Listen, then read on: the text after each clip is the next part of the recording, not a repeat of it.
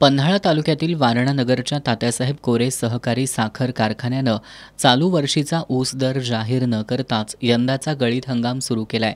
गेल्या वर्षभरात साखरेसह उपपदार्थांना चांगला दर मिळाल्यानं संघटनांनी मागणी केल्याप्रमाणे FRP अधिक 200 रुपये कारखान्याला देणं सहज शक्य आहे।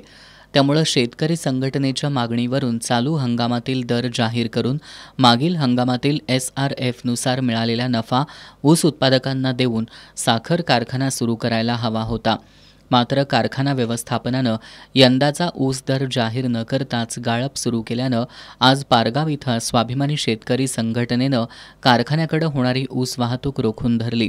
यावेळी काही काळ वाहनं अडवून धरल्यानं तणावाचं वातावरण निर्माण झालं होतं। संघटनेच्या पदाधिकाऱ्यांनी जोपर्यंत कारखाना दर जाहीर करत नाही तोपर्यंत ऊस वाहतूक करू नका असं आवाहन वाहतूकदारांना केलंय। यावेळी स्वाभिमानी शेतकरी संघटनेचे जिल्हाध्यक्ष धनाजी पाटील, सरचिटणीस संपत पोवार, सुधीर मगदूम, अण्णा मगदूम, हरिभाऊ जाधव, जयसिंग कुरणे, सुनील सूर्यवंशी, राहुल पाटील, मनोहर देसाई यांच्यासह स्वाभिमानीच्या कार्यकर्त्यांनी ऊस वाहतूक रोखली।